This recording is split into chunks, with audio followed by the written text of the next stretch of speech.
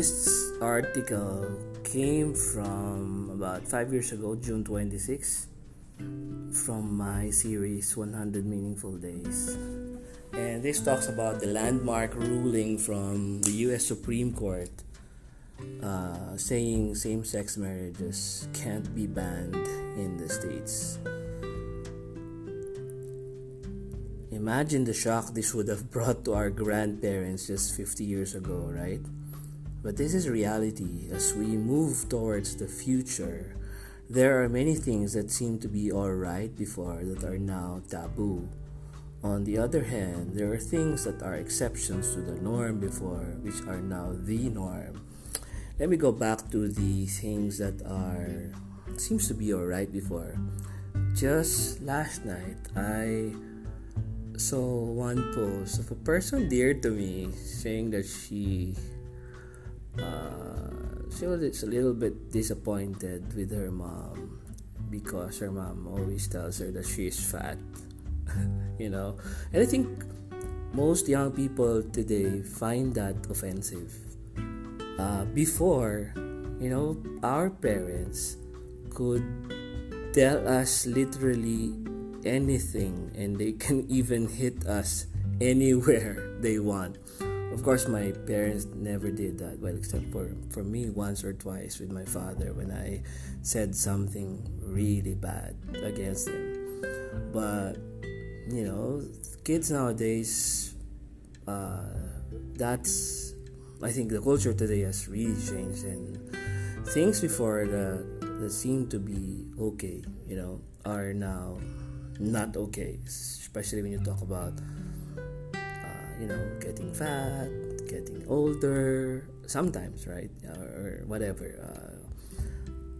physical appearances, anything maybe for that matter, or maybe not minding your own business, maybe about philosophy or religion, something like that. So that's why kids nowadays would classify you or brand you as boomer when you talk like that, right?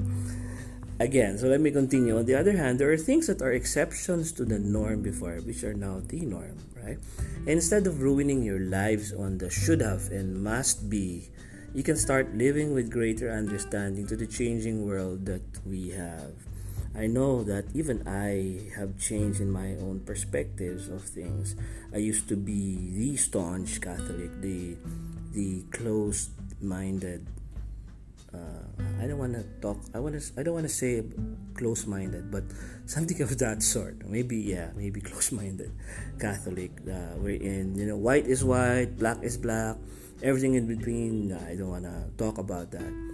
But I maybe through the process of understanding humanity as they are, as a Catholic, I would always go back to the stories of long ago, like the stories of Sodom and Gomorrah. People would always say that, we are like Sodom and Gomorrah now. People who should have said something is wrong, they just kept quiet. That's why the Lord, brought forth fire and brimstone from the sky. I don't know if I am in the wrong, but I'm just saying that there are things now that you have to consider, and it's not because you have changed your moral standards. It's about just giving everybody the benefit of the doubt. There are things that we are not really sure. Maybe we're sure about ourselves, about our own feelings, but then with respect to other people, you are seldom even 50% sure about how people reach that kind of decisions. Why did that person say that? Or all those things. There are many perspectives in life. So for me, I always look at things from the grander perspective. We cannot and should not, and there is the should, the only rightful one, I suppose. We should not pass judgment on other people according to Eat Bulaga. Bawal judgmental. Alright? As long as they will not trample the rights of their fellow, everything seems to be understandable. Again, now of course, the question of religious conviction might be difficult to grapple with alongside this and certainly other issues. So for me, I remind myself of the greatest commandment of George Carlin. Whatever you do, thou shalt not force your religion on anybody, or else Joe Pesci will iron you out with some words in a baseball bat. Wait for his knock on your door. Or not. Again, as we let our fellow citizens of this world enjoy their own rights and freedoms, it is also our right to choose to follow our conscience, what it dictates for us. You cannot force morality towards another fellow human being unless by being immoral you trample on another person's rights. Beyond that, I dare not stipulate. Maybe we can ask the civil courts. Thomas Aquinas puts it like this: if you believe that this stag is your father, by killing it you are committing parricide. I dare not question the angelic doctor, nor Joe. Joe bless you.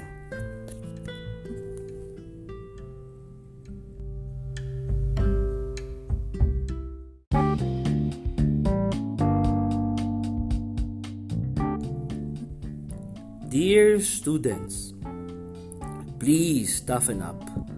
We cannot be good teachers and mentors while at the same time simulating the harsh and unforgiving world of work, not to mention evil at times.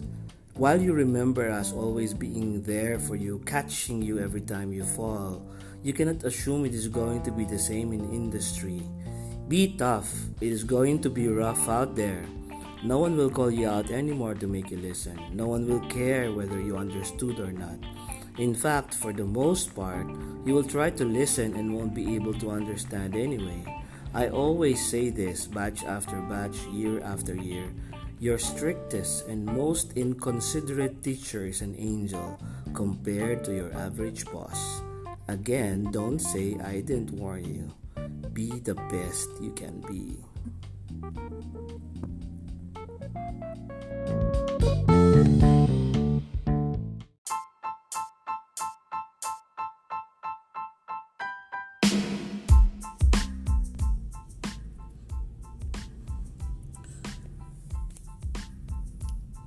Challenging times, bad times, they do not last. They are not here to stay. They are here to pass.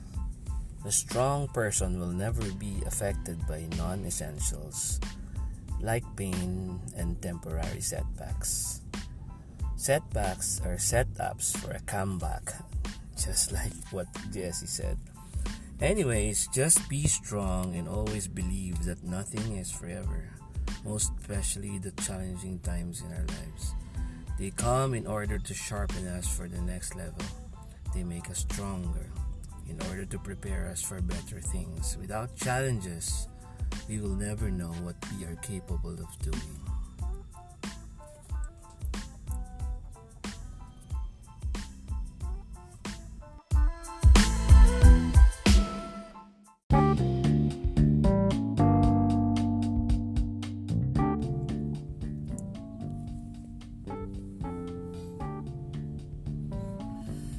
Life is about passion, about living a life that is unforgettable, that is meaningful.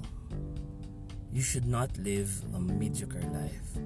You should not wait for your ships to reach your shore. Instead, swim towards it.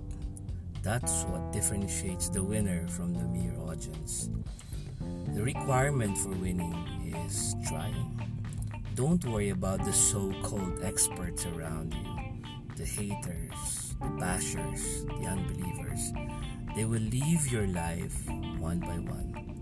And if you believe in your dreams and in what you can become, you will always have them before you. Yeah, while everyone has left you, be compassionate. Be the best. Be your own champion. Don't merely watch either. Seize the opportunity every day.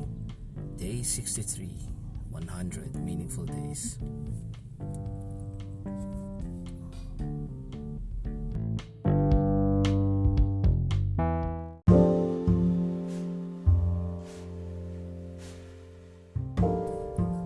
Respect your elders. Be good to those who were before you.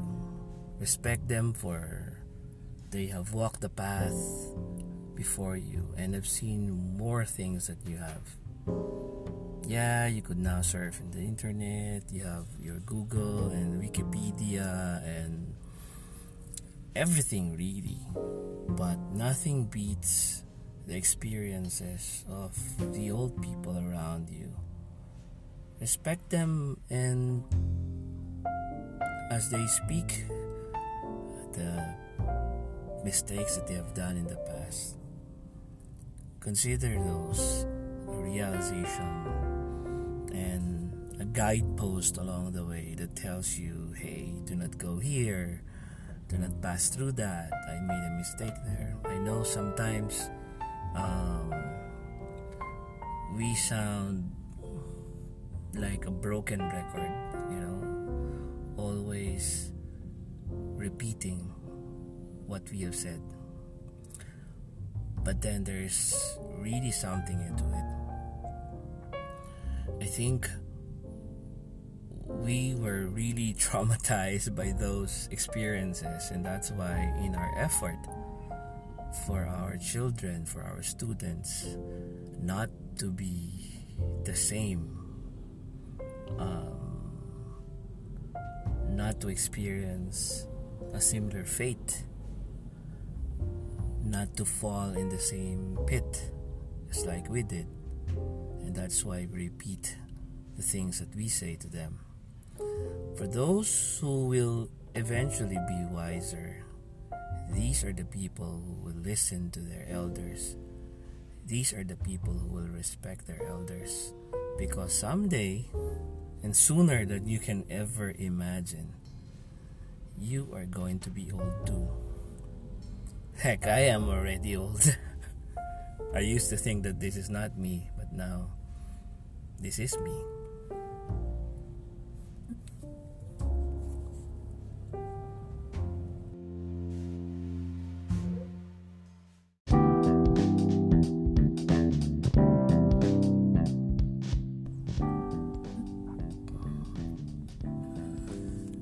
One square mile.